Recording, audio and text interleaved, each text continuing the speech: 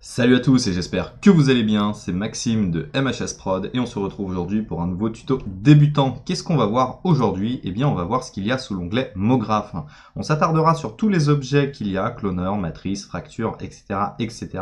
et on verra comment est-ce qu'ils fonctionnent. Nous verrons aussi les différents effecteurs. Je précise que ce tuto est un tuto débutant et il peut être suivi si c'est la première fois que vous ouvrez Cinema 4D. C'est un tuto qui n'ira pas très en profondeur sur ces objets, mais en tout cas, il vous permettra de savoir exactement à quoi ils vont servir. Voilà, maintenant vous êtes un petit peu au courant du contenu, donc si vous êtes un petit peu avancé, c'est pas forcément une vidéo pour vous. Si vous êtes débutant sur Cinema 4D, c'est la vidéo qu'il vous faut. Avant d'attaquer cette vidéo, je vous invite très rapidement à rejoindre notre groupe Facebook Motion Designers Community, qui est notre groupe de partage et d'entraide. Vous pourrez observer les posts des autres membres, regarder les nouveaux tutos qui sortent ou partager vos réseaux sociaux ou vos créations en cours. On fait aussi des événements physiques, voilà, on est une vraie communauté, c'est pas uniquement une communauté qu'il y a sur les groupes Facebook et Discord, on organise aussi des événements. Donc n'hésitez pas à vous tenir au courant des événements, c'est du biannuel. Donc regardez un petit peu sur le groupe de temps en temps, il y aura tout. S'il y a un nouvel événement, il y aura un événement qui sera dans le groupe. Donc vous pourrez vous tenir au courant de cette manière-ci. Et on a aussi d'autres réseaux comme par exemple le Discord qui est un salon de chat et d'entraide un petit peu plus complet que le groupe Facebook où vous trouverez différentes catégories. Computer Setup, Inspiration, 3D, Flat Design, VFX, etc. etc. Donc si vous n'aimez pas trop Facebook ou si vous voulez un complément et discuter plus en profondeur avec la communauté, c'est le bon endroit. Voilà. Après vous avoir présenté tout ça, je vais pouvoir désactiver mon visage et on va pouvoir commencer directement dans Cinema 4D. Donc je vais désactiver ça et on va pouvoir commencer. Donc la première chose que je vais faire, c'est personnaliser un tout petit peu mon interface de manière à ce que ce soit un petit peu plus accessible. Donc vous pouvez sauter cette partie si vous n'avez pas envie de le faire. Je mettrai les timecodes en description. Vous avez juste à cliquer sur la partie suivante, mais je juge que c'est plutôt utile. Donc comment est-ce qu'on fait pour modéliser son interface et ajouter des nouvelles icônes? C'est très simple. On vient cliquer sur Fenêtre, Interface, Personnaliser les commandes. Là, on a une petite fenêtre de personnalisation qui s'ouvre. Vous faites comme moi, vous allez dans Fenêtre, Interface, Personnaliser les commandes et vous ouvrez ce panneau. Deuxième chose qu'on va faire, on va aller sur MoGraph et on va cliquer ici. Ça va nous permettre de détacher un panneau MoGraph. Ce que je vais vouloir faire, c'est me créer des nouvelles petites icônes ici qui vont, par exemple, comme les primitives ou les objets de surface, on va dire s'ancrer ici et je vais pouvoir accéder à mes différents objets. Je trouve ça très pratique plutôt que de venir à chaque fois dans MoGraph ici ou avec les effecteurs, on est obligé de venir dans le menu, dans effecteurs, on clique à côté, ça disparaît. Je trouve ça plus sympa d'avoir ça sous cette forme-là. Donc je vais aller cliquer sur Nouvelle palette, il me crée une nouvelle palette et je vais cliquer sur Modifier les palettes. À partir de maintenant, je vais pouvoir faire glisser les objets de cette palette qui sont dissociés de ce qu'on trouve ici. Si je fais disparaître le cloneur de cette palette que j'ai détaché, il ne va pas disparaître de mon menu MoGraph, ne soyez pas affolés. Matrice, hop, il faut les prendre et les faire glisser. Fracture, fracture Voronoi, hop. Donc ça c'est quelque chose qui est vraiment pratique et qui va être un bon utilitaire pour qu'on puisse avancer dans notre tutoriel. Encore une fois, si ça vous intéresse pas, je vous invite à cliquer sur la partie où on commence directement. Mais je juge que c'est quand même plutôt quelque chose d'important à faire dans Cinema 4D, puisqu'après on s'y retrouve mieux. Donc voilà, j'ai mon premier groupe. Je vais me faire un petit menu MoGraph et je vais me faire un menu avec les effecteurs. Donc là, je vais faire un clic droit et je vais cliquer sur Grouper la palette. Et maintenant, je vais avoir un petit menu déroulant. Je vais créer une petite séparation ici. Donc je vais prendre séparateur de groupe et je le fais glisser là. Voilà. Si j'étais un petit peu trop vite, voilà, j'avais toutes mes icônes ici. Clic droit, grouper la palette. Vous voyez, Je peux la dégrouper, mais je peux aussi la grouper. Voilà. Ensuite, j'ai été sur le séparateur d'icônes que je fais glisser ici pour me créer une séparation. Maintenant, je prends ça et je le fais glisser ici. Vous voyez que j'ai une nouvelle icône où je vais retrouver tous les objets MoGraph. Deuxième chose que je vais faire, c'est que je veux récupérer le menu avec tous mes effecteurs. Donc ce que je peux faire, je vais fermer tout ça. Je vais aller dans MoGraph, effecteurs, et là je vais détacher le menu des effecteurs. Ici on voit que mes effecteurs, ils ont des toutes petites icônes et leur nom à côté. J'en ai pas forcément envie, donc je vais faire un clic droit dessus. Je vais aller dans Montrer, et je vais décocher texte. Les icônes sont très petites. Clic droit, taille des icônes, grande taille. Je retrouve maintenant tous mes effecteurs. Clic droit, grouper la palette. Et maintenant, ça, je vais pouvoir le faire glisser à côté. Si vous avez encore besoin des noms des objets, montrez texte et vous pouvez le faire glisser ici. C'est comme vous le souhaitez. Pour les besoins du tutoriel, je vais laisser les noms. Ce sera peut-être un petit peu plus simple à visualiser. Hop, je fais glisser ça ici. Donc vous voyez que ça m'a mis que mon icône, c'est plutôt pratique. Et si je décoche modifier les palettes et que je clique ici, ah, il m'a pas gardé mon nom. Bon, tant pis. C'est pas grave, on les nommera, on les nommera à chaque fois.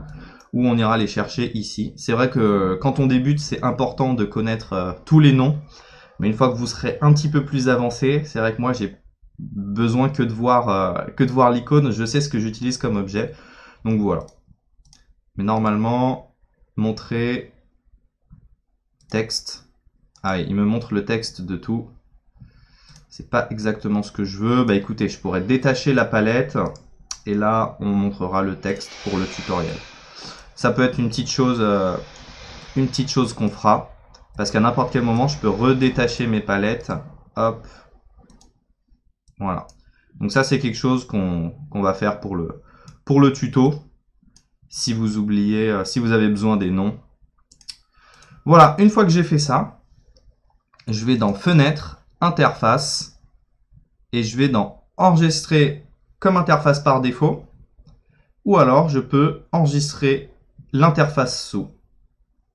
Donc moi je vais cliquer sur enregistrer comme interface par défaut et à chaque fois que je relancerai Cinema 4D, je vais avoir mes icônes. Voilà, donc c'est vraiment beaucoup plus pratique. Ici je peux faire un seul clic et j'ai mon cloneur. J'aurais envie d'ajouter un effecteur randomisation, et bien je pourrais tout simplement cliquer ici. Enfin voilà, c'est vraiment très pratique d'avoir toutes ces petites icônes. C'était le petit plus avant de commencer la leçon. Mais afin que vous ayez les noms, j'utiliserai aussi le menu MoGraph. Mais en tout cas, je sais que très rapidement, on a envie de personnaliser ces commandes et d'aller plus loin. Maintenant, nous allons voir tous les objets MoGraph et les effecteurs. Je vais d'abord commencer par les objets MoGraph et ensuite je verrai les effecteurs. Je préfère vous prévenir sur le fait que j'utiliserai certains effecteurs de temps en temps dans la première partie pour vous montrer un petit peu comment est-ce qu'ils fonctionnent avec les différents objets MoGraph. Je préfère vous préciser aussi que nous ne verrons pas tous les paramètres des objets. Je vous montrerai simplement les paramètres les plus utiles afin que vous puissiez commencer à les utiliser d'ores et déjà. Dans des tutos beaucoup plus avancés sur le web, vous pourrez avoir une idée de comment utiliser ces objets de manière bien plus compliquée. Aujourd'hui, on va se focaliser simplement sur comment est-ce qu'ils fonctionnent et qu'est-ce qu'on peut faire avec. En tout cas, ils n'auront plus de secret pour vous et on pourra tout simplement expérimenter avec. Donc, première chose que je vais faire, c'est vous expliquer le cloneur. Donc, le cloneur, c'est celui-là. On le retrouve aussi ici. Et le cloneur, comme son nom l'indique, va nous permettre de cloner un ou des objets. Vous pouvez manipuler en même temps que moi ou regarder passivement. Donc je vais prendre un petit cube voilà, de 20 par 20 par 20 et je le fais glisser dans mon cloneur.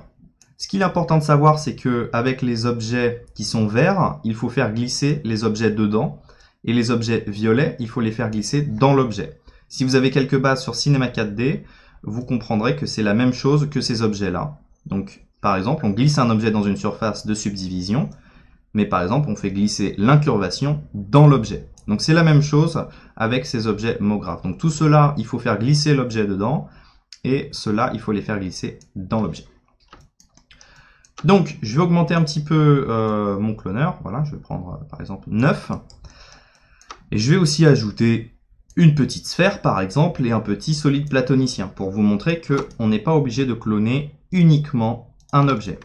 Donc j'ai juste à les faire glisser ici en dessous et je vois que tous mes objets ont été répartis dans le cloneur. Dans le cloneur, il y a 3 onglets. Il y a l'onglet Objet où on va pouvoir changer les différents modes et contrôler tous les paramètres qui vont être relatifs à ce mode. On va pouvoir changer les paramètres de transformation qui vont nous permettre de transformer un objet.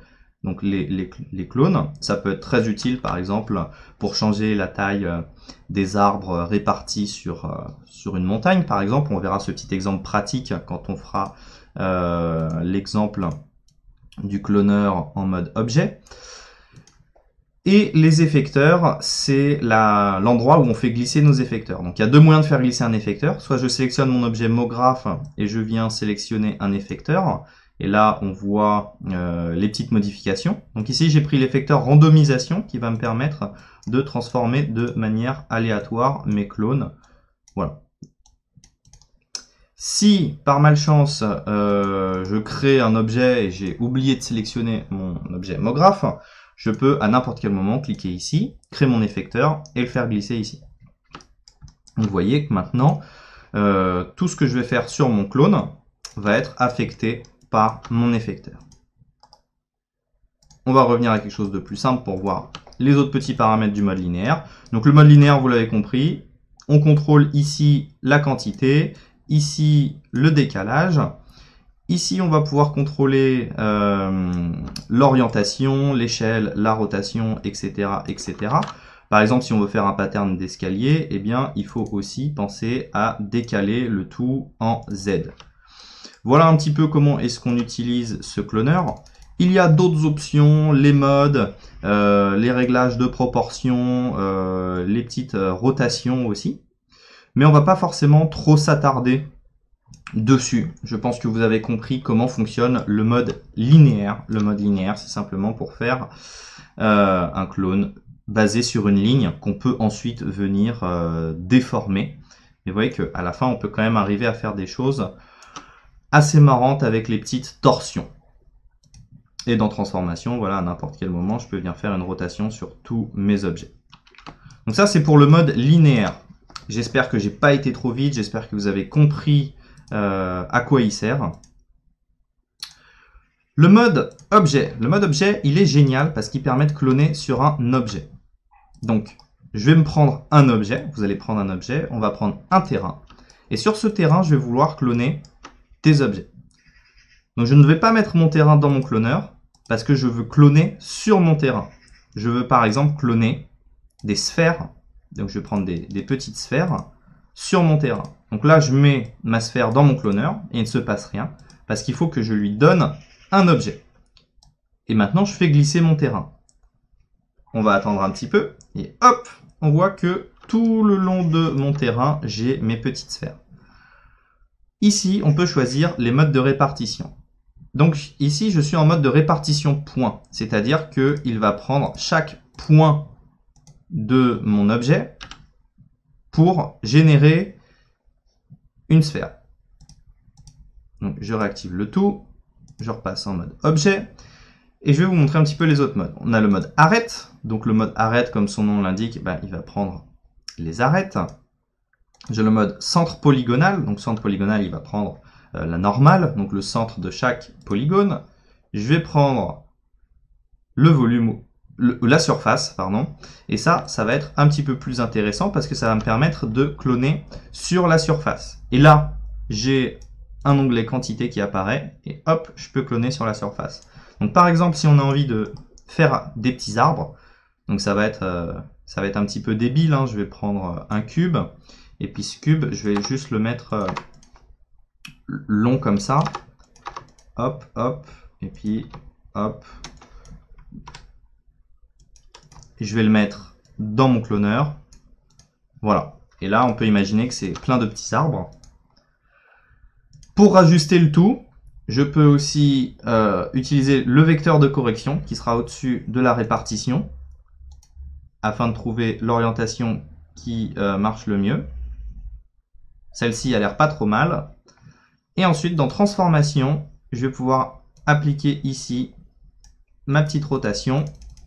Et dans Y, je vais pouvoir changer la taille. Donc là, il ne faut peut-être pas que je fasse de rotation. Vous voyez que bon, ici, c'est un petit peu chaotique. Je ne comprends pas pourquoi il me l'a cloné un peu en dehors. Mais ça, c'est des petites choses qui peuvent arriver. Je peux à n'importe quel moment revenir ici et changer la source. Voilà. C'est tout simplement que j'ai une source qui prend des points un peu trop à l'extérieur. Voilà, donc il y a toujours un petit peu de tweaking à faire avec ces différents objets. Mais je peux régler ça. Et je vais pouvoir changer la variation de tout ça en utilisant par exemple encore une fois un effecteur randomisation. Je ne veux pas changer la position, mais je veux par exemple changer l'échelle. Eh bien, je vais pouvoir avoir des clones qui vont être plus gros et des clones qui vont être plus petits. Et tout va être affecté. Donc je peux aussi très bien imaginer faire une petite ville, un peu design. Voilà pour le mode objet sur un terrain. Je vais aussi vous montrer le volume. Donc ça aussi c'est assez intéressant. Je vais aller prendre une sphère. Je vais masquer cette sphère. Donc je vais Alt, double-cliquer sur les deux petites sphères qui sont ici. Et dans mon cloneur, je vais faire glisser la sphère. Hop. Vous voyez que hop, j'ai tout qui apparaît. Maintenant, je vais pouvoir mettre le mode de répartition en volume. Et là, en volume, il me prend l'intérieur de ma sphère. Donc vous voyez que c'est assez intéressant. Si je refais apparaître la sphère, que je la mets en mode rayon X, tout simplement pour voir au travers, on voit que tout est contenu dans le volume. Donc c'est la différence entre volume et surface. Voilà. Surface, ça se clone à l'extérieur. Et volume, ça se clone à l'intérieur. Et je peux bien sûr augmenter ce nombre encore plus loin que le slider. Et à n'importe quel moment, je peux ajouter d'autres éléments. Une chose qui va être pratique aussi pour alléger notre scène, par exemple si vous utilisez un moteur de rendu externe comme Octane Render, c'est de cliquer Render Instance. Render Instance, en fait, il va considérer que chaque clone est une instance. Donc une instance, c'est une copie conforme d'un objet qui ne va pas prendre de mémoire en plus lors de l'envoi de géométrie. Donc pour le calcul, si vous pouvez cocher cette case, en tout cas si votre setup vous le permet, cochez-la toujours. Ça va optimiser votre scène. J'espère que vous comprenez tout. Il y a quelques notions qui peuvent être compliquées pour un débutant, mais linéaire, c'est en mode linéaire. Objet, c'est en mode objet. Radial, c'est pas très compliqué à comprendre. C'est en mode radial. On a fait le mode le plus compliqué. C'était le mode objet. Voilà, donc le mode radial. Mode radial qui est très pratique. Et là, je vais avoir des petits paramètres qui vont être assez intéressants pour animer le tout. Voilà, hop, je peux faire apparaître le tout, je peux changer l'angle, donc je peux aussi créer un décalage pour faire tourner tout ça, créer une variation de décalage. Voilà, tout ça sans effecteur. Ça me permet de créer des petites animations assez sympathiques. Je peux vous montrer par exemple une animation qui a été faite avec de l'animation de cloneur. C'était une petite collaboration qu'on avait fait avec l'artiste Skiva. C'était ça. Donc là, tout ça, c'est de l'animation de cloneur. Tout ce qui tourne autour, ça a été, ces patterns sont animés avec le cloneur. L'animation est un petit peu courte. Voilà, je vous la remets au début. Voilà. Donc c'est tout simplement en jouant avec tous ces paramètres qu'on peut créer ce genre de petites animations qui sont sympathiques. Et encore une fois, on va retrouver transformation et effecteur. Donc là par exemple, je peux vous prendre un petit effecteur qui est marrant, c'est l'effecteur formule. Voilà, qui va me créer une petite animation qui peut être marrante. Et voilà, là je vais avoir une petite animation sur mon cloneur. Donc le mode radial pour cloner de manière radiale. Le mode répartition sur une grille, hein, comme son nom l'indique, eh bien c'est pour répartir le tout sur une grille. Donc ça c'est un mode qui est très utilisé. Ici je peux contrôler la quantité sur chaque axe, X, Y, Z, la taille de la répartition sur chaque axe, la forme, cylindrique, sphérique ou objet. Généralement, on reste en forme cubique. Et après, on peut appliquer, par exemple, un effecteur randomisation. Comme d'habitude, hein, je vais toujours prendre l'exemple avec celui-là. Je vais grossir un petit peu la taille de ma sphère. Et je vais aussi prendre l'effecteur push apart. Donc, c'est l'effecteur adaptation. Ça, je vais le régler. Voilà, pour me créer une espèce de nuage de bouboule. Voilà, tout ça à partir d'un cloneur. Et ce qu'on verra qui est plutôt pratique, c'est que dans les effecteurs, on peut aussi jouer avec des atténuations.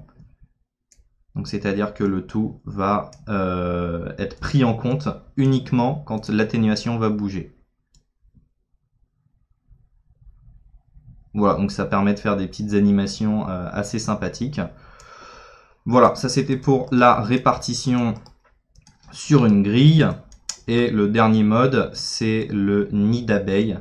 Donc le nid d'abeille, c'est ce pattern, voilà, qui peut permettre de créer des petites grilles. Donc ici, on peut choisir le décalage. Donc à la base, on voit que c'est juste un simple cloneur linéaire. Et puis après, on peut créer cette variation, contrôler le nombre en largeur et en hauteur. Et c'est ce qui permet de faire matcher, par exemple, des patterns en hexagone. Voilà, c'est quelque chose d'un petit peu plus compliqué. Avant, c'était quelque chose qui n'était pas dans Cinema 4D. C'est une nouvelle feature qui est apparue parce que pas mal de gens cherchaient à reproduire ce pattern. Et c'était un petit peu plus compliqué avant. Voilà, donc on a fait le tour pour le cloneur. J'espère que vous avez tout compris. Je sais, il y a plein de choses que j'ai pas forcément regardées, mais c'est que pour le moment, ça ne va pas vous servir, à moins d'arriver dans un cas particulier que vous trouverez dans un tutoriel. L'objet qu'on va voir ensuite, c'est la matrice. Alors la matrice, c'est marrant, ça peut faire penser au cloneur. On va retrouver des petits cubes avec les différents mêmes modes, objet, linéaire, radial, répartition sur une grille. On va retrouver les paramètres de transformation et les effecteurs. La différence entre la matrice et le cloneur, c'est que la matrice, elle ne nous génère pas d'objet. Vous voyez que si je clique sur rendu, il n'y a absolument rien. La matrice, en fait, ces petits cubes symbolisent des points. Ce sont des points d'information. Et donc, ça va nous être assez utile, par exemple, si on veut relier ces points avec un autre objet MoGraph. Par exemple, je vais aller dans MoGraph et je vais prendre le traceur. Dans le traceur, vous voyez que j'ai la matrice. Hop. Et voilà, je vais créer un tracé entre tous ces objets. Voilà, je vais aller très vite là. Le but, c'est juste de vous montrer que ça peut être un des cas utiles, en tout cas, matrice. Et je vais aussi prendre, du coup, une extrusion contrôlée. Je vais mettre mon traceur dedans. Et je vais aussi prendre une spline, N-côté. Si vous ne savez pas ce que je fais, je suis tout simplement en train de créer du volume sur mon traceur. Maintenant, si je crée un rendu, bah, vous voyez que j'ai que mon traceur qui a été rendu. Et en fait, mon traceur, il va relier chaque point de la matrice entre elles.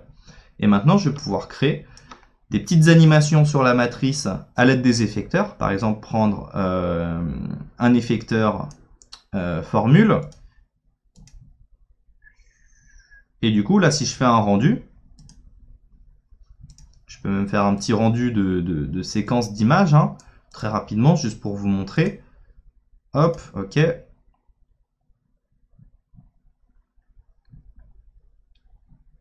Bah, ça va tout simplement me créer ma petite animation. comme ceci, sans me rendre les cubes.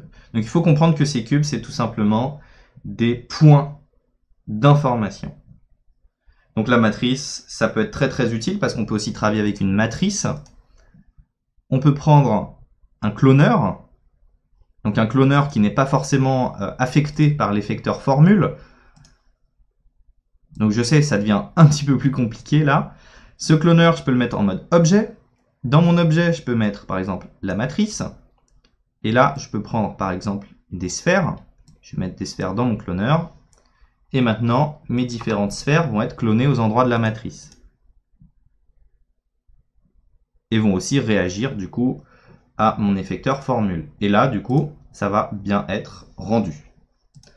Donc en tout cas, tout ça, si vous ne comprenez pas trop pour le moment, vous comprendrez plus tard. Ça va nous permettre de créer énormément de combinaisons qui vont être très très utiles pour générer des objets.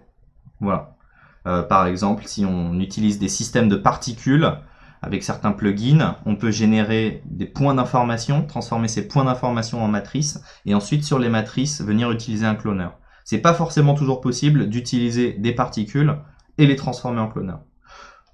Voilà, donc la matrice, elle peut faire un petit peu peur.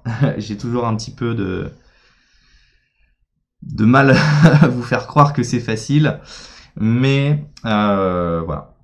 Ensuite, on va voir la fracture. Alors la fracture, elle va nous permettre de transformer n'importe quel set d'objets et de pouvoir leur appliquer des effecteurs. Donc ça ne va pas forcément casser notre objet. Vous voyez qu'ici j'ai un cube. Si je le mets dans fracture, il n'est pas fracturé. Je vais déplacer quelques cubes. Je vais en cloner quelques-uns. Hop. Donc là, je les répartis moi-même manuellement. Et ils sont tous dans une fracture. Maintenant, en cliquant sur fracture, je vais pouvoir appliquer un effecteur. Et tous mes objets vont être pris en compte par l'effecteur. Donc l'utilisation principale de fracture, c'est qu'on vient soi-même mettre un objet dedans. On met toutes ces pièces dedans. Et on peut lui appliquer des outils MoGraph. Si j'avais tous mes objets en séparé, je ne peux pas leur appliquer un effecteur formule. Pour appliquer cet effecteur formule, il faut que tous mes objets soient dans la fracture. Donc c'est vrai que le nom de fracture peut un petit peu porter à préjudice parce qu'on s'imagine que ça va casser notre objet, mais ce n'est pas le cas. Donc voilà, la fracture, on n'a pas besoin de passer trop de temps dessus. Ça sert à faire ça. Et ensuite, il y a différents modes, comme par exemple exploser les segments et connecter. Si on fait une pré-fracture et qu'ensuite on vient appliquer des effecteurs dessus. Tout ça, c'est des paramètres qui viennent un petit peu... faut un peu connaître l'histoire de Cinema 4D pour comprendre pourquoi je vous les montre pas forcément. Ça vient du fait qu'avant, il n'y avait pas forcément la fracture Voronoi, qui elle est la vraie fracture, qui va nous permettre de fracturer les objets. Et on fracturait les objets avec des plugins dans un autre software. Et ensuite, on utilisait la fracture pour les reconnecter, etc., etc. Maintenant, on a la fracture Voronoi, et avec la fracture Voronoi, je peux casser n'importe quel objet. La fracture Voronoi, c'est la vraie fracture. Je peux prendre une sphère, je mets ma sphère dans la fracture Voronoi, et maintenant mon objet est fracturé. Donc là, il y a beaucoup plus de paramètres. Je pense qu'il y a des tutos complets sur la fracture Voronoi. Moi, je vais tout simplement vous montrer à quoi il sert, comment est-ce qu'on peut l'utiliser. Donc je vais décocher colorer les fragments. Voici, je vais laisser colorer les fragments pour le moment. Je vais aller dans source. Et en fait, dans source, c'est là où on choisit comment est-ce qu'on veut que notre objet soit cassé. Donc là, il est cassé avec un certain nombre de points. Par exemple, ce nombre de points, je peux le monter à 50 et on verra que j'aurai beaucoup plus de fractures. Voilà, je peux augmenter pas mal. Mais je peux aussi enlever ce générateur de points et j'en sais rien, moi, prendre une matrice. Voilà, je vais réduire un peu sa taille. Et dans fracture Voronoi, je fais glisser ma matrice en source. Je vais augmenter le nombre.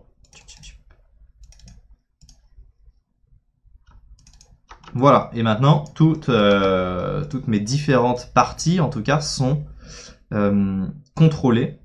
En tout cas, sont fracturées grâce à ma forme de matrice. Donc là, ce que j'ai fait, c'est que j'ai pris un petit effecteur randomisation que j'ai mis avec une atténuation pour pouvoir venir vous montrer un petit peu comment ça se casse. Donc dans Fracture Voronoi, je peux supprimer la matrice, ajouter un générateur de points, et là j'augmente le nombre. Et voilà un petit peu comment est-ce que ça casse notre objet. Donc c'est assez cool. Donc ça c'est l'onglet objet, on contrôle un petit peu tout ce qu'il y a, c'est assez transparent, colorer les fragments, créer des surfaces n-gone, décaler les fragments. Est-ce que je veux qu'il y ait seulement la surface qui se casse? Donc ici mon objet est creux, objet creux, optimiser et fermer les trous. Pas mal de petites choses à faire. Sélection MoGraph, je peux peindre une zone d'influence avec le pinceau MoGraph et uniquement casser à un endroit. Pas mal de petites choses à faire. On peut trier le résultat. Détails, ça c'est un onglet intéressant. On peut activer les détails. Et en fait, les détails, ça va nous ajouter un bruit dans les surfaces qui ont été cassées. Je vais désactiver la grille pour qu'on voit un petit peu mieux. Et donc là, hop, je peux faire ça. Turbulence. Intensité du bruit, par exemple, 50. Voilà, on voit maintenant qu'à l'intérieur de ma fracture, j'ai des pièces qui sont fracturées et qui ne sont plus plates. Donc ça, c'est l'onglet détail. Hop, sinon ça nous fait des fractures un peu franches et design comme ça, mais c'est pas très intéressant. Et là, quand on active détail, on peut ajouter du détail à l'intérieur, donc pour faire la mimique de voilà, d'une fracture qui est beaucoup plus réaliste. Ça, c'est quand même très très important à utiliser si on veut faire des belles petites fractures. Et puis ici, on peut choisir les différents types de bruit qu'on peut appliquer sur nos objets. Donc voilà, comme chaque bruit est différent, à chaque fois, il faut venir le paramétrer. Mais par exemple, je sais que le Lucas, c'est quelque chose qui va assez bien fonctionner pour reproduire des petites patterns de roches. On va avoir les connecteurs, donc ensuite on va pouvoir connecter certaines parties quand elles vont se casser, fragments collés, transformation, effecteur et sélection pour pouvoir venir texturer l'intérieur, l'extérieur, etc., etc. Donc la fracture, c'est vraiment un objet très très complexe. On va pas forcément plus s'attarder dessus parce qu'aujourd'hui le but du tuto c'est de comprendre chaque objet, et déjà avec ce que je vous ai montré, vous allez pouvoir l'utiliser. Vous pouvez aussi enlever l'effecteur, et si vous avez envie de suivre le tuto de Sylvain sur les simulations, vous pourrez aussi très bien créer un objet, lui appliquer un tag simulation. On va prendre un corps rigide qu'on va mettre en mode appliquer les propriétés au sous-objet, tout. Je vais mettre une propriété de collision. Alors ça, ne le faites pas, c'est juste pour vous montrer un petit peu les possibilités de cinéma 4D. Hop, et là, mon objet va se casser sur le sol. Voilà. Ça, il y a un tuto sur la chaîne, qui est un tuto débutant, pareil, qui a été fait par Sylvain, en français et en anglais, pour pouvoir comprendre totalement comment est-ce qu'on fait des simulations dans Cinema 4D. J'espère en tout cas que vous comprenez pour le moment un petit peu tout. Ensuite, on va prendre le mot instance. Le mot instance, il est plutôt cool, moi je l'aime bien. Je vais réactiver ma grille. Il va nous permettre de créer un tracé derrière un objet. Donc le mot instance, il fonctionne comme une instance. Il faut que j'ai un objet. Donc ici, je vais prendre une petite sphère. Et je vais la sortir du plan. Parce que pour une instance, on ne peut pas la cacher. Une instance, en fait, c'est une réplication d'un objet. Donc là, je peux pas lui dire de disparaître et utiliser forcément le mot instance. Dans le mot instance, je vais prendre un objet de référence, ma sphère. Et maintenant, si j'anime mon mot instance, donc début et fin, il va créer un petit tracé derrière mon objet. Ici, je peux donc contrôler le niveau d'historique, donc ce sera le nombre de petites duplications. Ouais, je peux en mettre plus. Voilà comment il fonctionne. Donc première chose, on crée un objet, donc qui sera notre objet pattern. On le vire de la vue, on le fait disparaître. On le met dans objet de référence. Et ensuite, on anime le mot instance. Donc s'il n'y a pas d'animation, il ne marchera pas. Et chose qui est vraiment très intéressante, c'est que du coup, le mot instance, on peut lui appliquer des effecteurs. Donc là, effecteur randomisation. Petit changement d'échelle. Hop. Voilà. Ça crée quelque chose d'un petit peu plus fun. Je peux aussi remplacer... oh bah tiens, on va remettre les valeurs de 50, 50, 50. Et voilà, maintenant quand ça se déplace, ça se déplace comme ceci. Je pourrais aussi prendre un petit cube. Donc le Moon Instance, c'est un objet qui est un petit peu délaissé. Je le vois pas trop de personnes l'utiliser. Mais moi, c'est un petit objet que j'aime bien en tout cas. Et donc là, je peux aussi ajouter des paramètres de rotation. Donc c'est tout simplement pour vous montrer à quoi ça sert. Et là, voilà, donc ça peut permettre de créer des petits nuages d'objets assez marrants. Voilà pour le mot instance. On a l'outil texte, le mot texte. Donc si vous faites des intros sur Cinema 4D, vous connaissez forcément le mot texte. Qu'est-ce que le mot texte? Eh bien, c'est tout simplement une spline. On aurait pu prendre une spline en mode texte. Et puis ensuite, on extrude cette spline avec l'extrusion. Hop, voilà, j'ai un texte. Et là, le problème, par exemple, effecteur randomisation, il ne se passe rien. Le mot texte, c'est la combinaison du texte, de l'extrusion et de la fracture. Enfin, d'un connecté plus supprimé, plus... Enfin bref, c'est le regroupement de 10-15 étapes en une seule. Donc ici, je peux choisir ma police. Il met un petit peu de temps à charger toutes les polices. Ça, c'est l'effet tutoriel. Ça met toujours plus de temps quand on veut montrer un truc. Donc là, si vous avez envie d'être le Jean-Kévin du 93 tuning, vous pouvez mettre des petits trucs assez marrants. Dans le couvercle, je vais pouvoir ajouter un petit biseau sur mon objet. Hop, hop. Voilà, vous voyez ce que c'est, hein, ça rajoute un petit biseau, tout simplement. Ça rend notre texte plus cool. Et là, ce qui est cool, c'est que maintenant, sur mon objet, je vais pouvoir lui appliquer, par exemple, des effecteurs. Je vais juste prendre l'effecteur échelle, juste pour vous montrer. Voilà, j'en sais rien. Et cet effecteur, je vais lui mettre une atténuation en mode sphère. Et maintenant, quand ma sphère va passer, ça fait changer la taille du texte. Je peux aussi faire changer la position.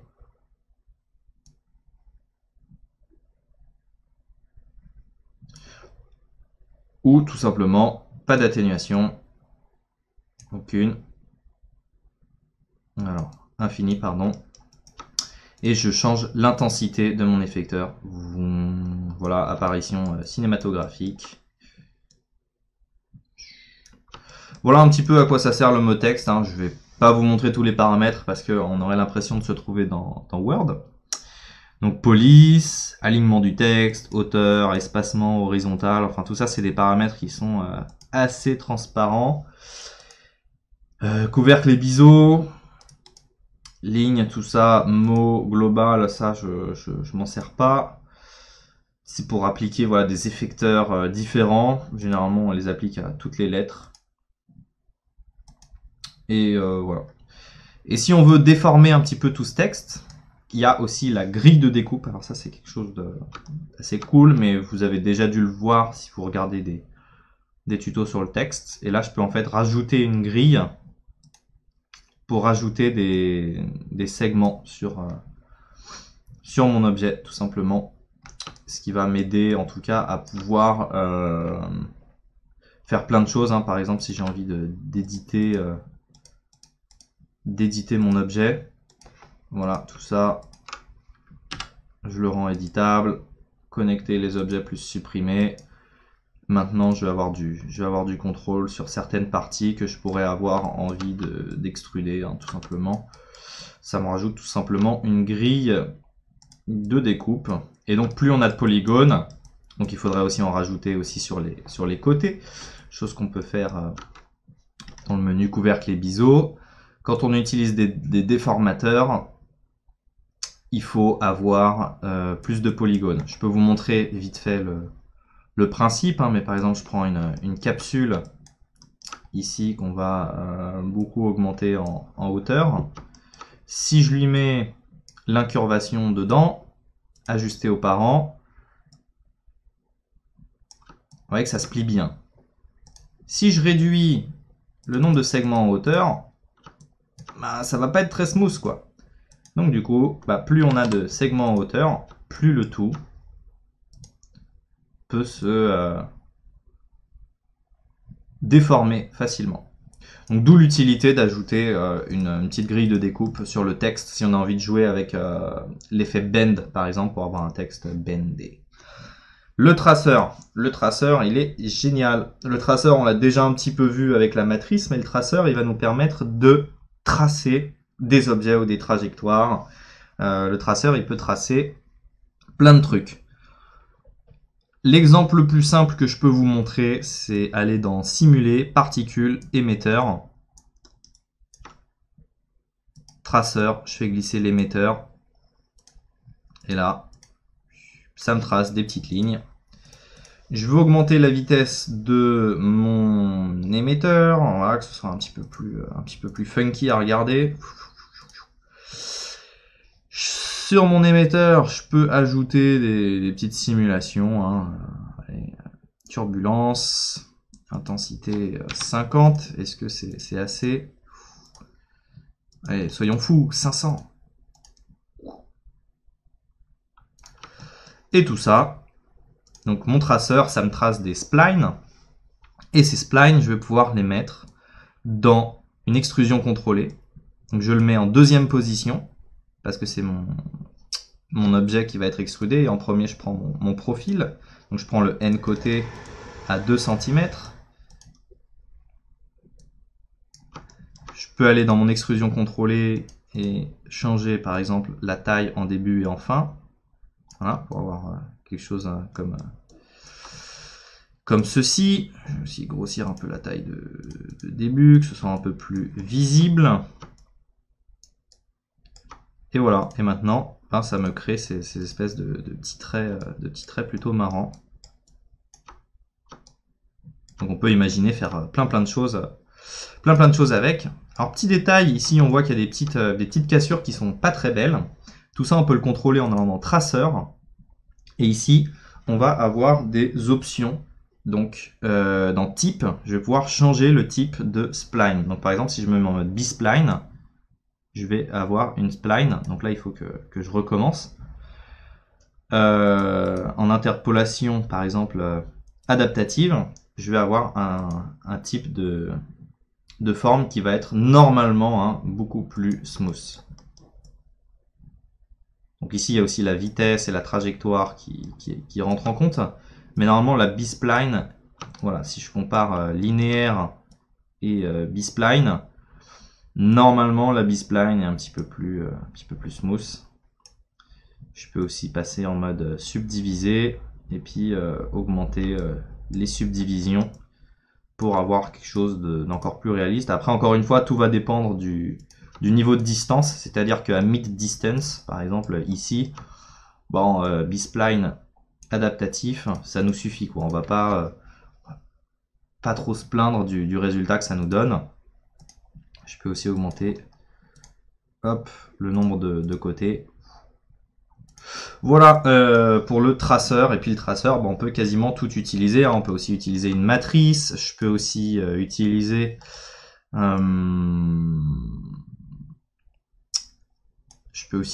des objets en simulation. Par exemple, on peut faire un petit exercice pratique. Je prends un cloneur, par exemple, en mode objet. Je vais cloner une sphère.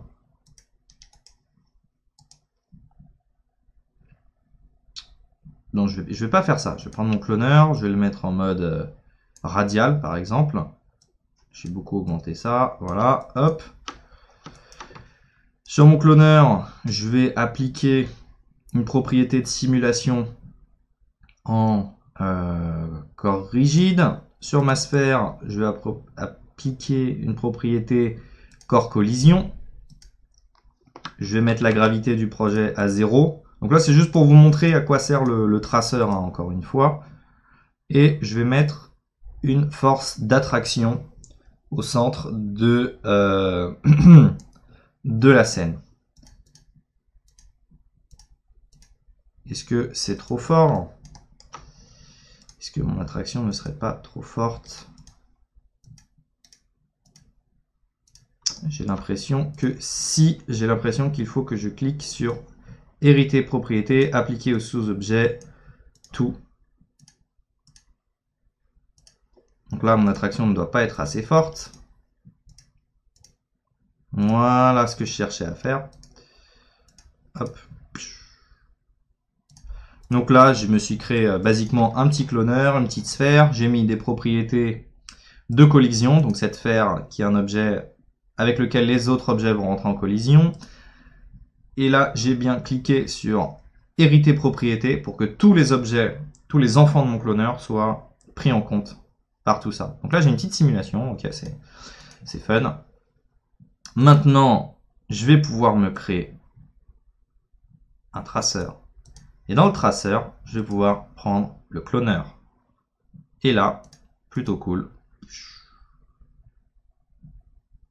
eh bien ça me trace le tout. Traceur que je peux mettre, comme vous l'avez déjà vu, dans une extrusion contrôlée avec petit objet. Hop. Voilà.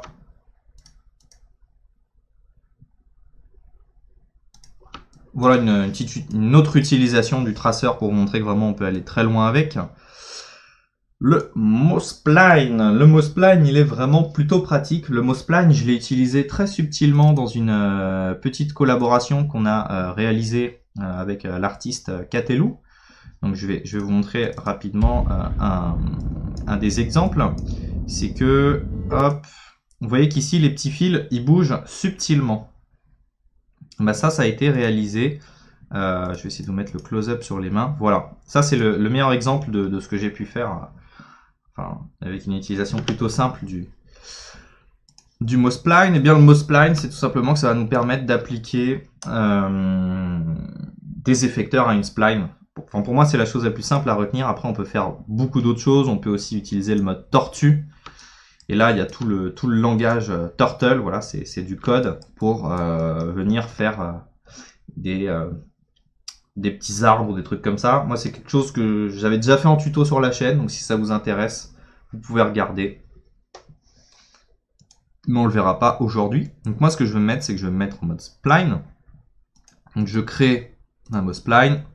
Au début, on a une spline comme ça, mais on n'en veut pas, quoi.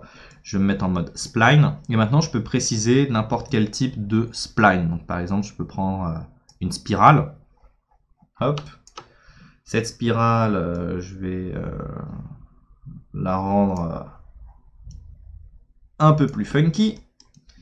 Et maintenant, dans MoSpline, je vais aller dans Spline. Je vais faire glisser ma spline. Et donc maintenant, tout ça, je vais pouvoir le contrôler avec un effecteur.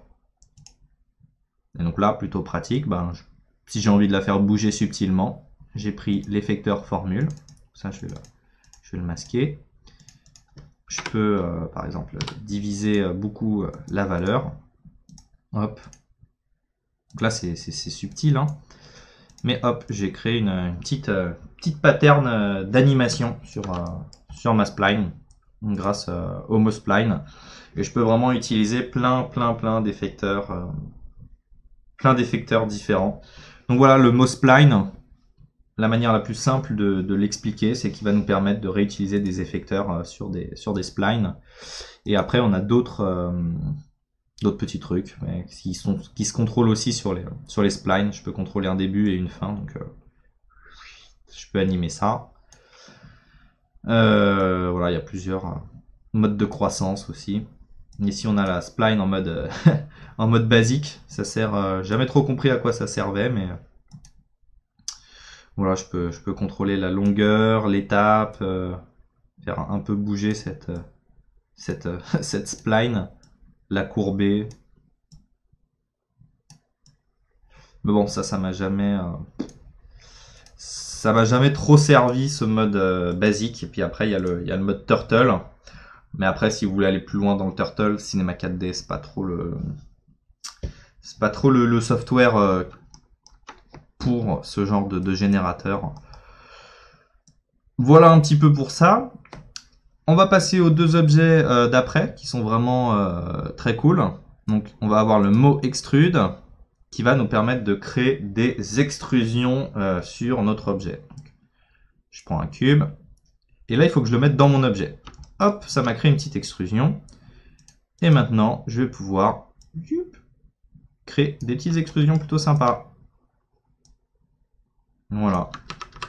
Alors ça c'est le côté un peu fun, hein. Je peux utiliser ça sur n'importe quel objet. Par exemple, sur un terrain, on va vraiment réduire tout ça. Mon extrude, hop. Et ça me crée des petites extrusions partout. Hop. Voilà, puis à chaque fois, je peux bien évidemment contrôler divers paramètres pour veiller à avoir la forme qui me plaît ou le pattern qui me plaît. Voilà, donc si on veut créer des petites textures animées ou des trucs comme ça peut être marrant. Le mot extrude, il a pas mal de puissance aussi pour créer des patterns fractales. Donc ça a aussi été montré sur la chaîne en Quick Tips par Florian DKS. Donc si je me mets en mode sphère, que je mets en mode par exemple icosaèdre, et que là je vais mettre 12 segments. Voilà, je clique sur éditer, je prends un mot extrude, je mets le tout comme ça. Ensuite dans objet, je vais passer en mode par étape. Je supprime mon tag de fond pour le moment parce que je veux pas avoir d'ombrage moche. Je vais mettre une étape. Voilà, 1. Et donc maintenant, je vais pouvoir, en dupliquant tout ça, me créer des patterns assez marrantes. En changeant tout simplement ces valeurs. Hop, hop, je le reduplique. Alors, CTRL, drag pour dupliquer. Et là, j'en sais rien, 85, 85. Et voilà, je peux arriver à créer des petites patterns fractales assez marrants. Puis après, on peut en combiner. Voilà, un très gros nombre. Après, c'est à nous de voir un petit peu quel genre de paramètres on va utiliser. Voilà, bien évidemment, c'est quelque chose que je peux amplifier en cliquant ici. Donc là, c'est vraiment pas le plus bel, pas le plus bel exemple que je peux vous montrer, mais il y a un petit quick tip sur la chaîne par Florian qui vous montre comment créer des patterns assez fun comme ça. Et ça marche aussi normalement sur par exemple le cube. Voilà, je peux regarder le coin et je peux avoir des petites patterns assez marrantes, hein, tout simplement. Donc ça c'est le mot extrude, ça permet de créer des petites extrusions. Et celui qui est sympa, c'est le PolyFX. PolyFX, qu'est-ce qu'il va nous permettre? Et bien PolyFX, il va nous permettre de séparer chaque segment d'un objet. Donc là, si je fais affichage, tout ça c'est un segment. Et le transformer en objet individuel. Donc là, je vais prendre le PolyFX, je mets mon PolyFX dans mon solide platonicien. Pour le moment, il se passe rien. Mais je peux prendre un effecteur. Et là, je vais prendre un effecteur randomisation. Et là, on voit que le tout est explosé.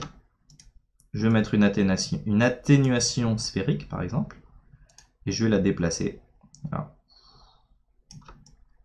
Voilà une petite application. Et donc tout ça est lié directement, hein, au nombre de segments. Si je veux donner de l'épaisseur à tout ça, je peux utiliser dans simuler la surface tissu. Et la surface tissu, donc là je vais désactiver les subdivisions parce que ça m'intéresse pas. Je ne veux pas subdiviser mon objet, mais j'ai un petit onglet épaisseur, voilà, qui va me permettre tout simplement de donner de l'épaisseur. Hop.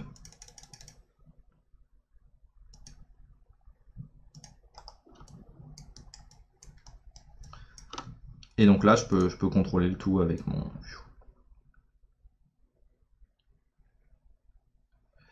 mon effecteur. Et puis après, dans l'effecteur, bien évidemment, je peux aussi contrôler l'échelle, la rotation.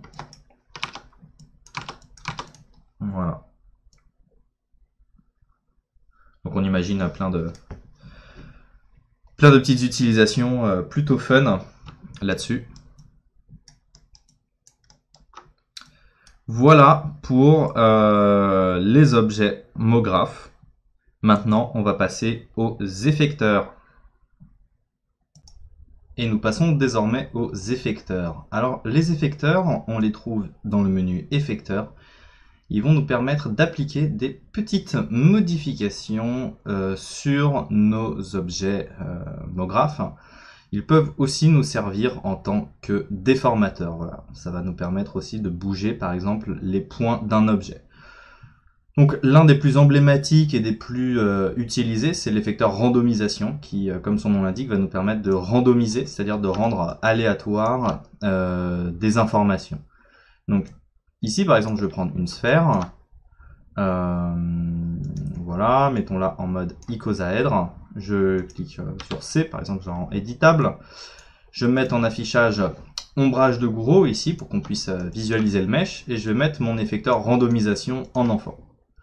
Très bien, je vais aller dans déformateur et ici on va pouvoir transformer cet effecteur en déformateur. Donc, par exemple, je vais prendre le mode point. Et là, on peut le voir, ça a randomisé la position de mes points. Donc il y a le mode point, il y a le mode polygone. Voilà, il y a pas mal de petits trucs. Et donc ça va nous permettre quand même de faire des petites choses assez sympas, en tout cas, sur nos objets. Voilà, donc ça peut nous servir de déformateur. Ça, c'est la première chose à savoir, c'est que tous les effecteurs peuvent plus ou moins servir de déformateurs. Donc ils vont modifier des informations de transformation ou par exemple des informations de couleur, d'influence et autres. Donc par exemple, si je prends l'effecteur formule qu'on trouve ici et que je le mets, je vais passer en déformateur et je vais passer pareil en mode polygone. Alors là on voit que ça nous fait quelque chose de bien différent. Donc je vais essayer de réduire un peu l'influence et on va retrouver le caractère cyclique, voilà, de déformation cyclique qu'on a sur notre effecteur formule. Alors il faut savoir qu'on peut changer cette formule mathématique pour appliquer une déformation différente sur n'importe quel type d'objet. Donc ça c'est la première chose à connaître sur tous les effecteurs, c'est qu'ils peuvent aussi nous servir de déformateur. Alors on retrouve le code couleur classique de Cinema 4D qui est violet. Mais leur utilisation principale reste quand même avec les objets MoGraph. Donc on l'a vu dans cette première partie de tutoriel, un petit peu comment ils fonctionnaient. Mais on les a pas tous passés en revue. Donc je vais tous les passer en revue, sauf l'effecteur Coffee et l'effecteur Python, qui sont des effecteurs qui fonctionnent avec du code. Et étant donné que je ne fais pas encore de programmation, je ne pourrais pas vous montrer d'exemples concrets sur ces deux déformateurs, hein, tout simplement. Mais voilà, on peut très bien s'en sortir sans les utiliser. Donc, pour commencer nos exemples, je vais prendre le cloneur et puis on va venir cloner plusieurs sphères. Alors, je vous invite à reproduire en même temps ou après tout ce qu'on a vu aujourd'hui afin d'assimiler correctement le tutoriel. Hop, je vais mettre une petite déformation, pardon, pas déformation, mais petit clonage en X. Comme ça, on va avoir plusieurs petites boules. Puis je vais réduire l'intensité. Voilà, comme ça, on a le tout. Donc, le premier effecteur, on va prendre les noms, comme ça sera plus simple pour vous, c'est l'effecteur groupe. Alors, l'effecteur groupe, il nous permet tout simplement de pouvoir mélanger plusieurs effecteurs. Alors, avant de vous montrer le groupe, je vais d'abord vous montrer l'effecteur simple. Donc l'effecteur simple, comme son nom l'indique, il permet d'appliquer une déformation simple sur notre objet. Donc je vais aller dans cloneur, effecteur, et je vais glisser mon effecteur simple, tout simplement. Hop, et là dans objet, dans l'effecteur simple, dans l'onglet paramètres, je vais pouvoir choisir quel paramètre je vais pouvoir changer. Donc par exemple, je vais décider de modifier la position en Z. On peut imaginer que Voilà, c'est une ligne de défense. Voilà, je sais pas, imaginez ce que vous voulez. Et l'avantage de tous les effecteurs, c'est qu'ils vont fonctionner avec une atténuation. Donc dans l'onglet atténuation, je vais pouvoir choisir une forme. Donc infini, une boîte, une capsule, un cône, un cylindre, même une source. C'est-à-dire que je vais pouvoir prendre n'importe quel objet de ma création et m'en servir.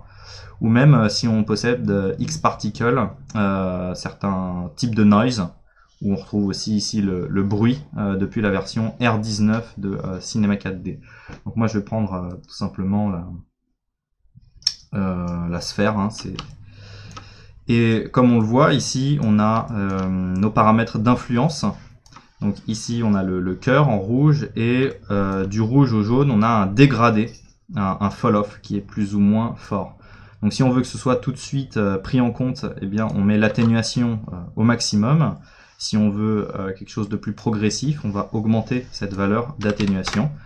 Et donc pendant toute la transition du jaune au rouge, mon déplacement va commencer à s'effectuer. Voilà. Donc pour mettre des clés d'animation, je peux utiliser par exemple la clé automatique ici. Je vais mettre par exemple à 20 frames. Hop, je clique sur play. Et là tout simplement, bon, c'est peut-être un petit peu rapide. Je double-clique ici pour uniquement visualiser mon animation. Voilà, donc là on a toute notre petite sphère qui bouge, uniquement drivé par un effecteur simple. Alors l'effecteur groupe, comme son nom l'indique, il va nous permettre de cumuler plusieurs effecteurs. Donc par exemple, je peux me créer un autre effecteur simple. Alors j'ai recréé un autre effecteur groupe, pardonnez-moi, un autre effecteur simple, et par exemple cet effecteur, il pourrait changer l'échelle, ou une rotation, ou une couleur, ou quoi que ce soit. Donc je vais mettre l'échelle. Effecteur groupe, je vais mettre mes deux effecteurs. Hop. Dans Cloner, je vais remplacer l'effecteur simple par mon effecteur groupe. Je vais lui mettre une atténuation. Donc il faut mettre une atténuation sur les deux. Forme sphère. Et il faut bien sûr veiller à animer les deux, puisque avec l'effecteur groupe, les deux vont rester indépendants. Donc l'effecteur groupe, il a vraiment perdu en popularité. Moi, je l'ai jamais utilisé parce qu'il a été remplacé à partir de la version R18 par l'effecteur mixage, qui est comme un petit peu comme l'effecteur groupe, mais qui nous offre beaucoup plus de possibilités. Donc en gros, l'effecteur groupe, on va dire qu'il est encore là par héritage, hein, pour tous les gens qui ont été habitués à son workflow pendant des années.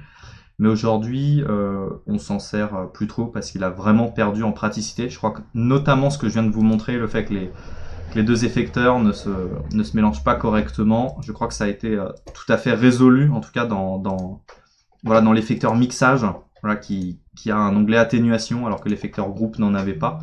Donc l'effecteur groupe, on va dire qu'on peut on a pu le supprimer au travers du temps. Donc là dans l'effecteur, je vais remettre mon effecteur simple, comme ça je retrouve mon animation.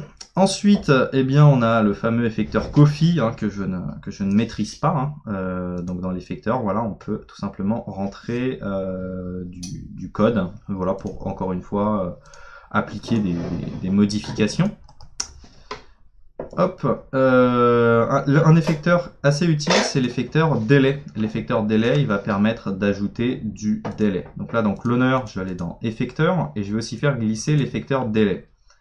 Donc l'effecteur délai, lui, il va me permettre de smoother une animation ou d'ajouter un petit peu d'élasticité. Donc il est vraiment un petit peu plus simple à utiliser. Donc je vais aller dans effecteur et on a juste des modes à choisir, donc égalisation, fusion ou élasticité. Les deux qu'on utilise le plus, c'est fusion ou élasticité. Et on a ici l'intensité. Par exemple, je passe en fusion, ça va m'aider à blender le tout. Voilà, on voit qu'il y a une espèce de petit smoothing partout.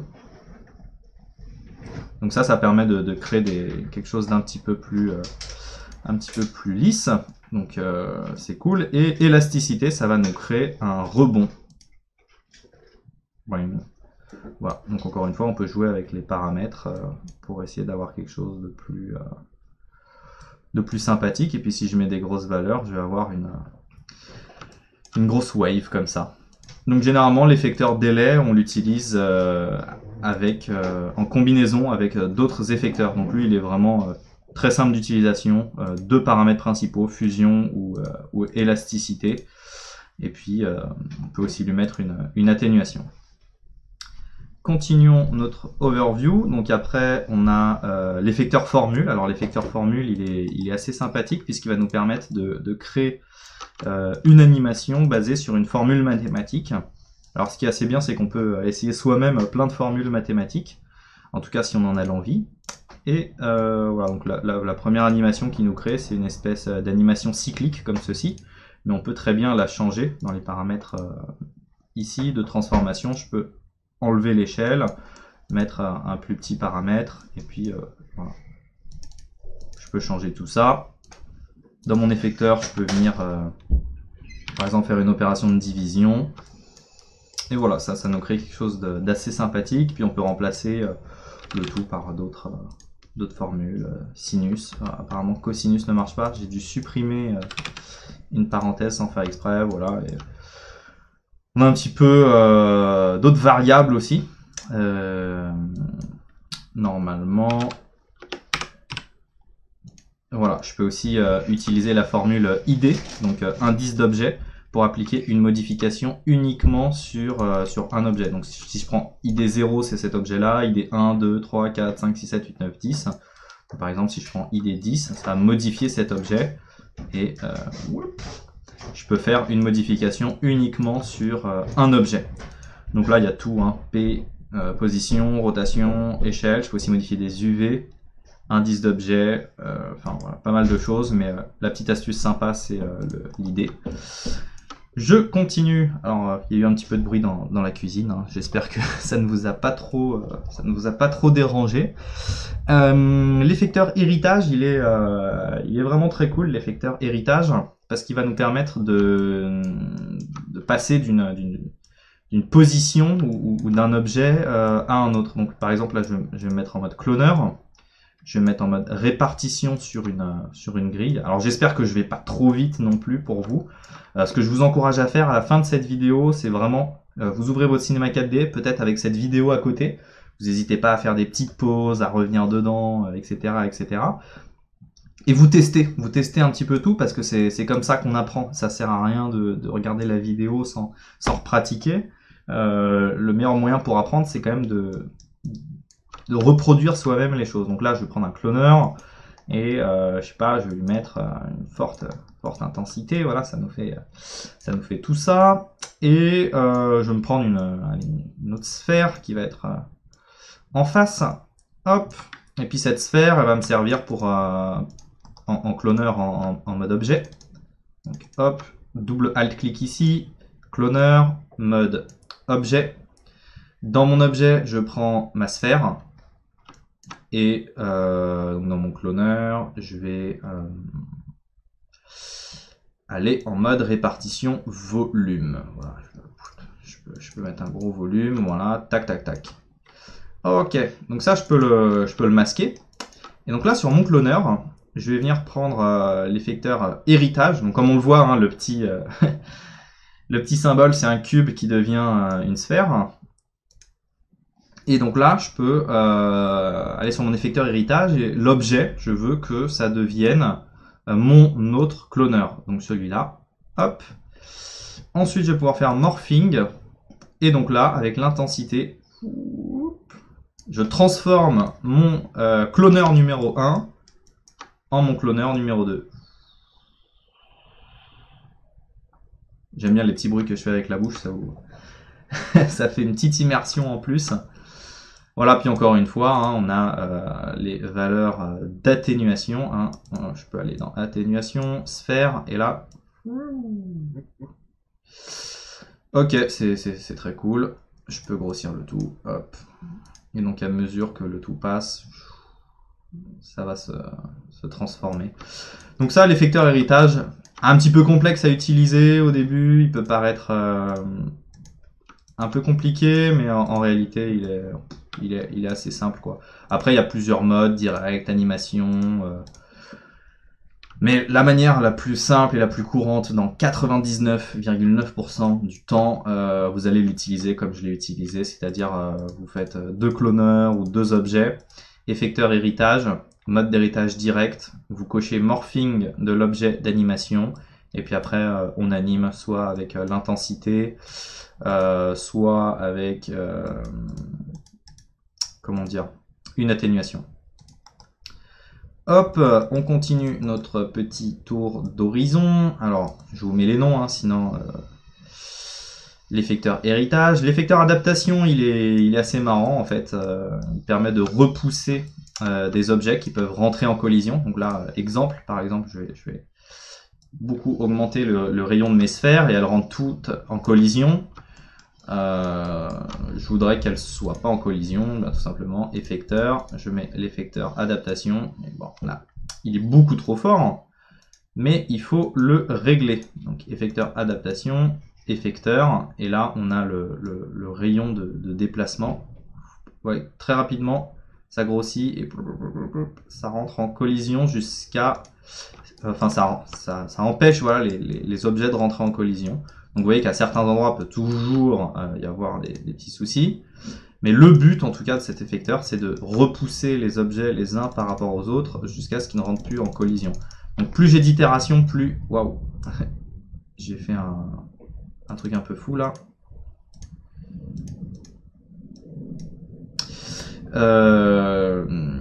Plus j'ai d'itérations, plus il va mettre du temps à calculer, mais plus ce sera précis et moins j'aurai de chance d'avoir des objets en collision.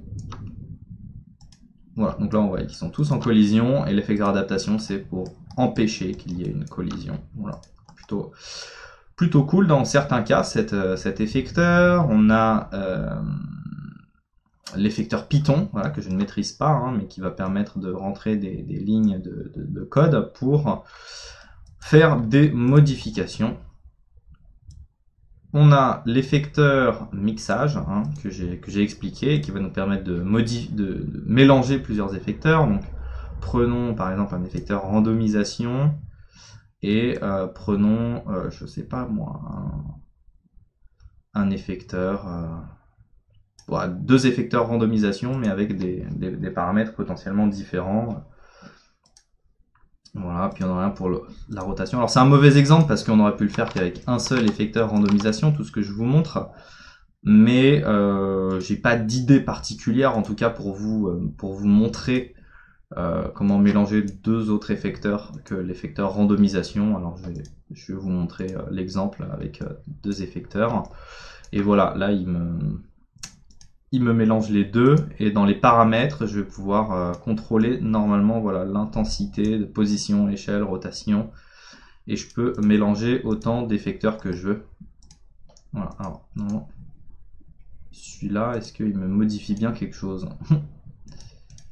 Paramètres transformation, ouais il me fait une rotation mais comme on est sur des sphères on ne peut pas vraiment le voir. Voilà, là c'est quelque chose qui est plus visible. Voilà, effecteur mixage. Voilà donc un petit peu comment ça permet de transformer le tout.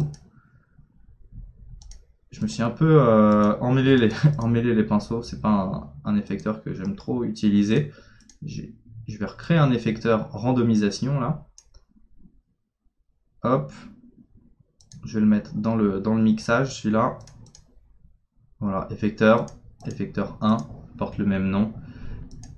Effecteur mixage, voilà. Et là, on voit qu'il y a bien les effets des deux. Je sais pas pourquoi avant ça a disparu. Je l'ai peut-être supprimé par inadvertance dans les effecteurs. Mais en tout cas, maintenant, mes deux effecteurs sont mélangés.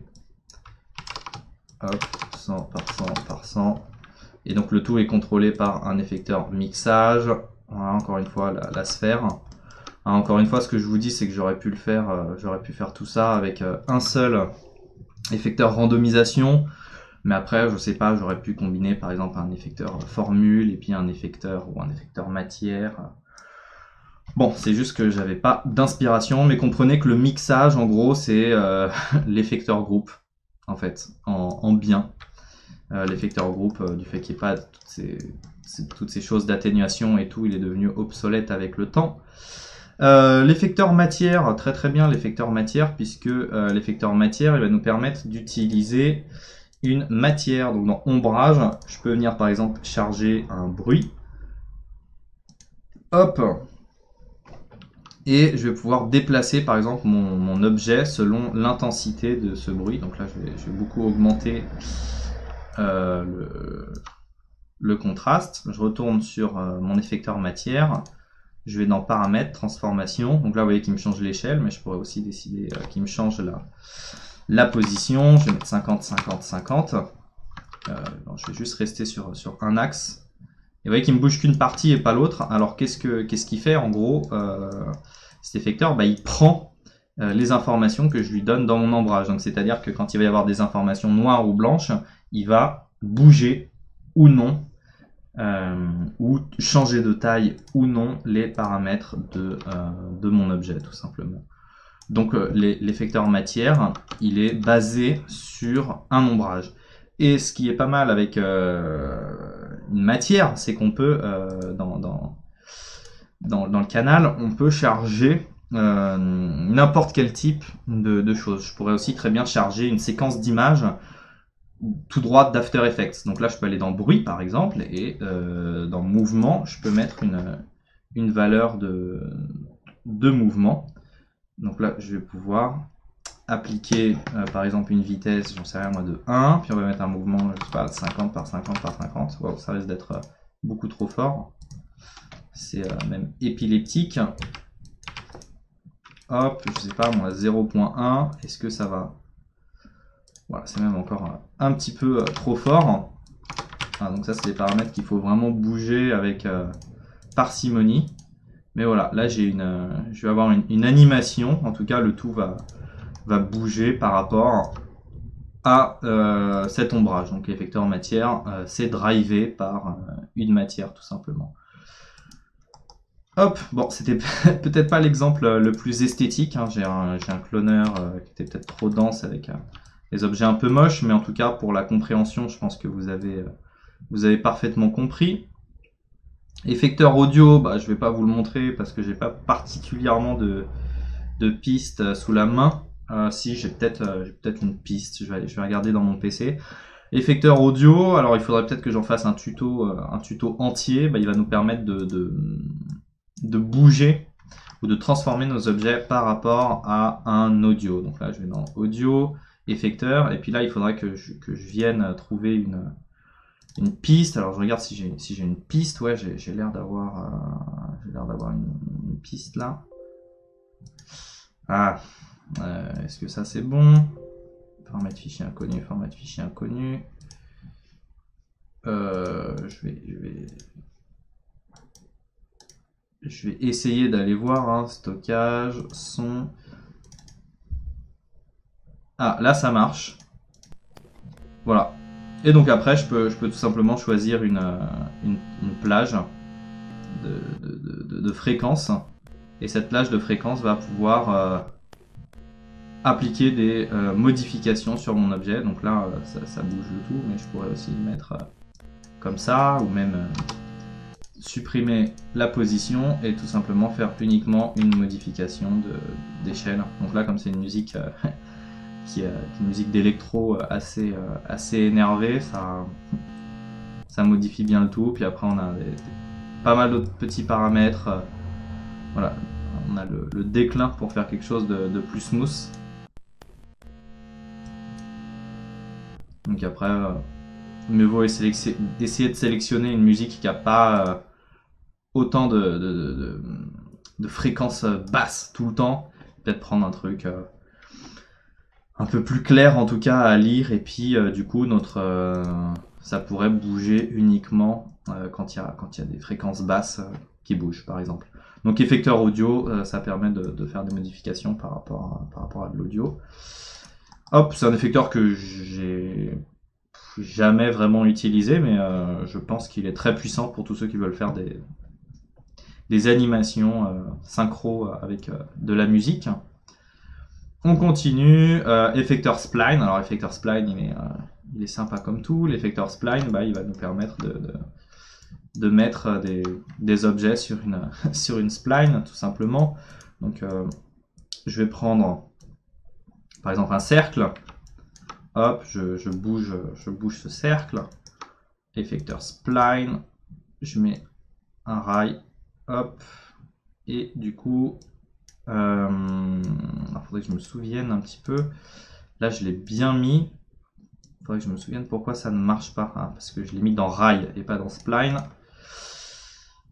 Désolé. Voilà. Hop.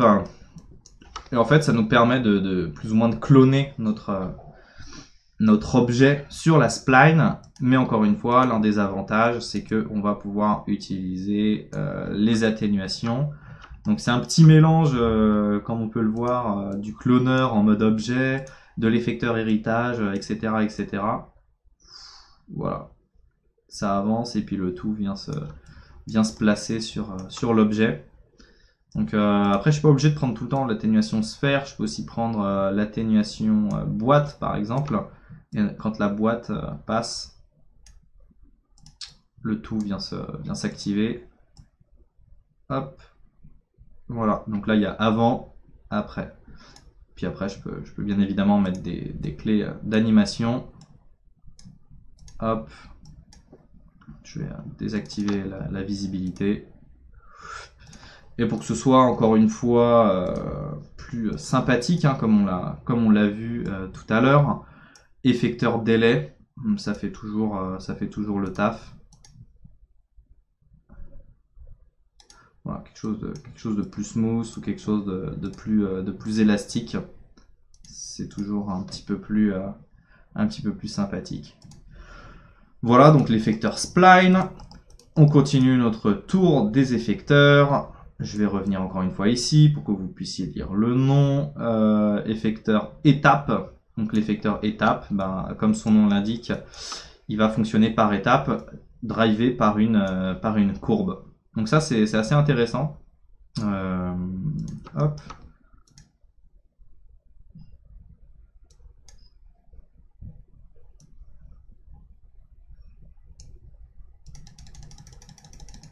Voilà. Et donc là, je peux faire grossir du plus petit au plus grand l'échelle par exemple. Et donc là, tout est contrôlable avec une courbe. Et je peux rajouter des points. Par exemple, si je clique sur CTRL, clic, là je peux rajouter un point, contrôler sa tangente. Hop.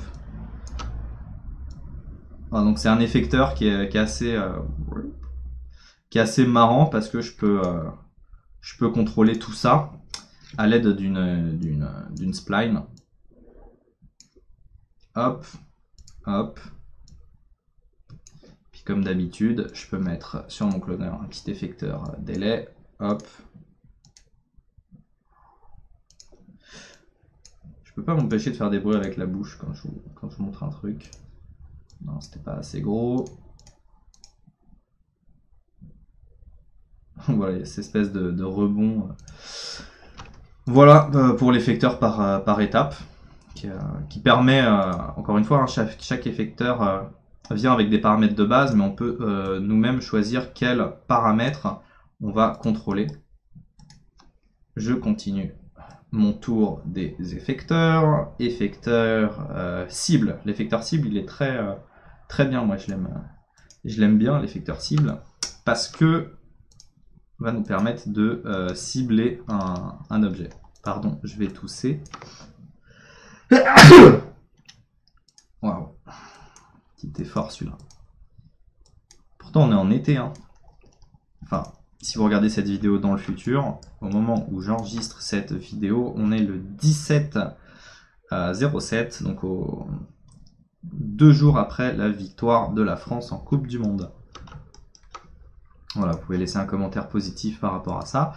Effecteur cible, bah, il est marrant parce que mes objets vont se tourner vers cet effecteur. Et je peux aussi utiliser un objet. Donc là, on voit que mes objets regardent ma cible. Je peux ajouter un peu plus de densité. Là, 7, 7, 7 par exemple. Et dans l'effecteur cible, je peux prendre un objet cible. Donc je vais prendre une sphère avec un rayon de 25. Effecteur cible, objet cible, sphère. Et là, et quelque chose qui est vraiment très bien, c'est la répulsion. Si je clique sur répulsion, quand ma sphère va avancer, elle va repousser les objets. Vous voyez, ça ne rentre pas du tout en collision.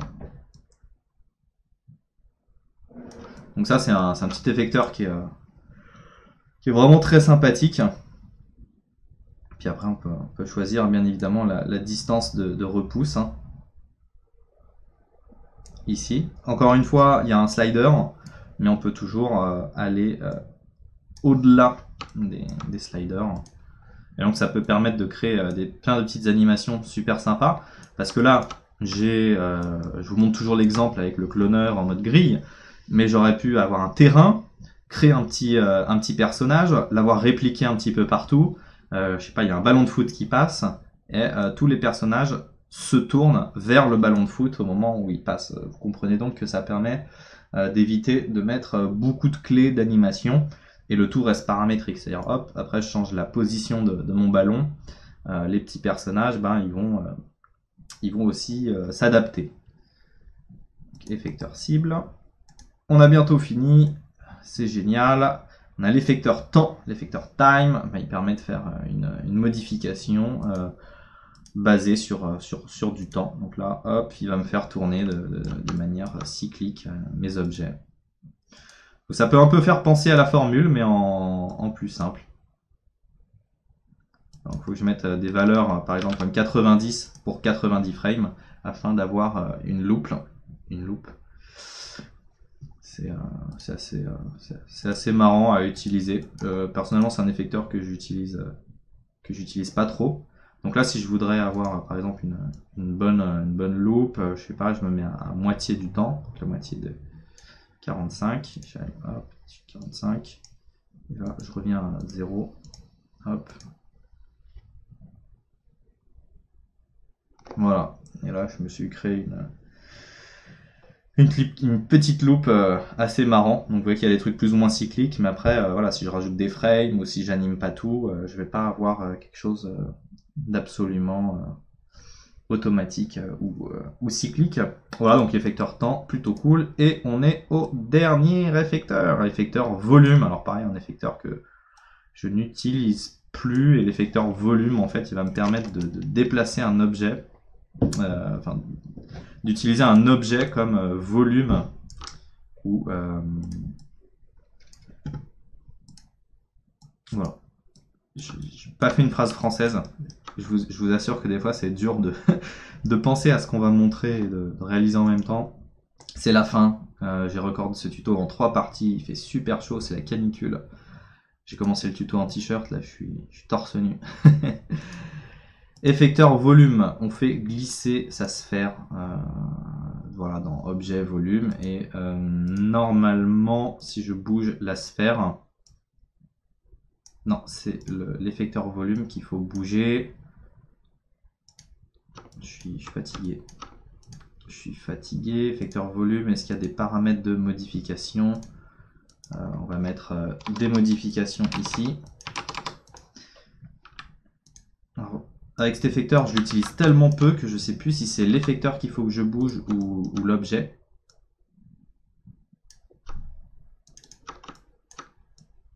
Ah oui, là il est en -1. Donc en -1, c'est-à-dire qu'il va me faire disparaître mes objets. Mais normalement, si je me mets en 0 ou j'empêche l'échelle, voilà, il va juste me déplacer mon objet. C'est ça que je comprenais pas. c'est que de base, hein, je vous ai dit, chaque effecteur vient avec des petits paramètres de base. Par exemple, vous prenez l'effecteur randomisation, bah, il a la position d'activer. Et en fait, quand on prend l'effecteur volume, ça c'est une chose que j'avais oublié, c'est que de base, vous voyez, il a échelle en -1.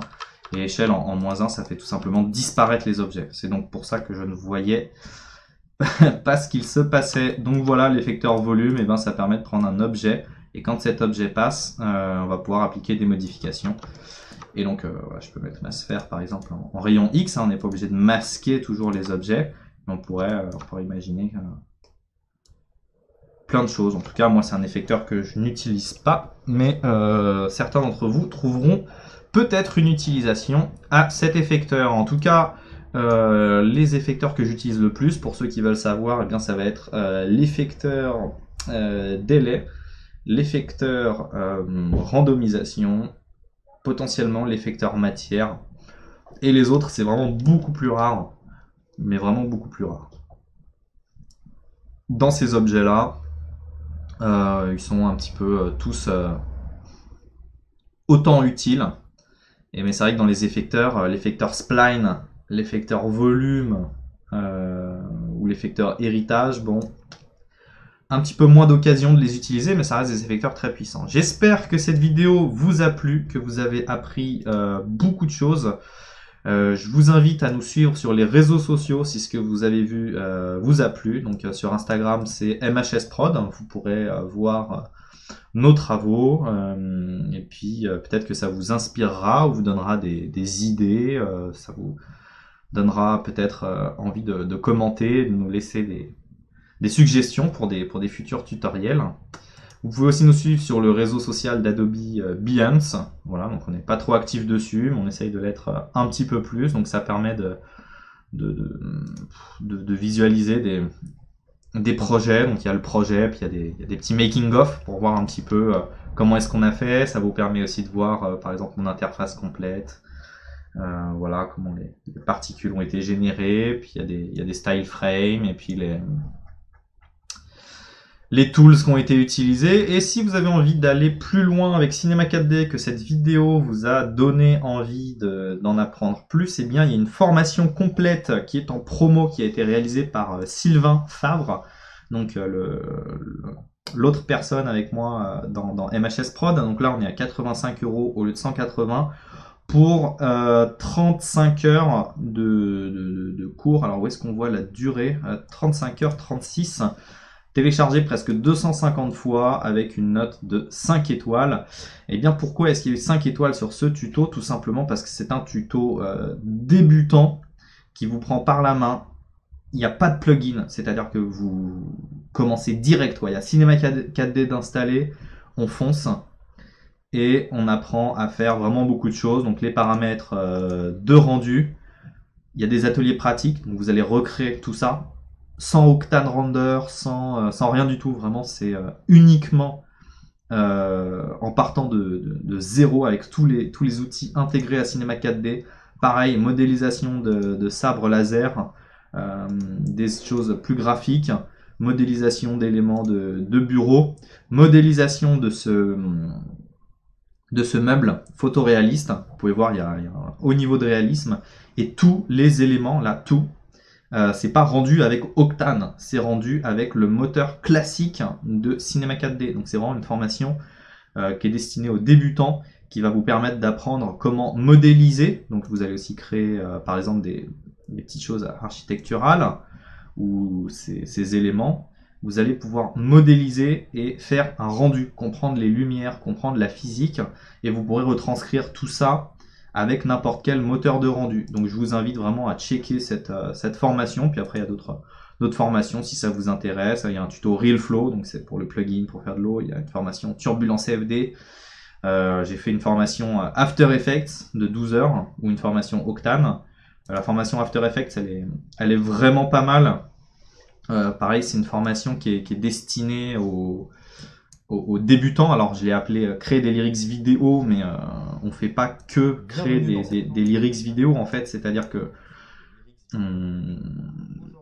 c'est un prétexte en gros la lyrics vidéo pour mélanger de la 3D, de la 2D, et en fait j'explique dans ce tuto toutes mes techniques de workflow pour bosser avec Cinema 4D et After Effects. Donc là, ça vous... En tout cas, tout ce que vous voyez dans les images, à la fin de ce tuto, vous saurez les refaire parce que je donne absolument toutes mes techniques, tous les plugins que j'utilise et on part vraiment de 0, 0, 0, 0. C'est-à-dire que si vous n'avez jamais, mais jamais, jamais touché After Effects, il y a une énorme partie sur les bases où j'explique toute l'interface, où j'explique tout le système de caméra, de layer, tous les paramètres d'animation, de clés d'animation. Donc vraiment, il y a vraiment une grosse partie sur les bases avant de pouvoir commencer à passer à la suite. Voilà, il y a une petite note un peu inférieure parce que je précise que c'est un tuto qui est basé sur mon workflow. Alors je vais donner une petite explication, mais c'est vrai que comme c'est basé sur mon workflow, j'utilise des plugins, j'utilise After Effects et Cinema 4D, j'utilise After Effects et certains plugins. Donc voilà, faut être prévenu que, mais bon, c'est dit dans l'introduction, donc les autres personnes ont été très contentes, il y a eu 110 ventes, mais je préfère en tout cas être clair sur le fait que, voilà, contrairement au tuto Cinema 4D de Sylvain, dans cette formation, il y a peut-être des démos à télécharger, il faut peut-être avoir et Cinema 4D et After Effects, voilà. Donc renseignez-vous bien plutôt que de... Mais bon, c'est dit dans l'introduction. Voilà, j'espère que cette vidéo vous a plu, j'espère vous retrouver très bientôt sur la MD Community ou en vrai à un événement. N'hésitez pas à laisser un pouce vers le haut et à soutenir la communauté. Allez, ciao!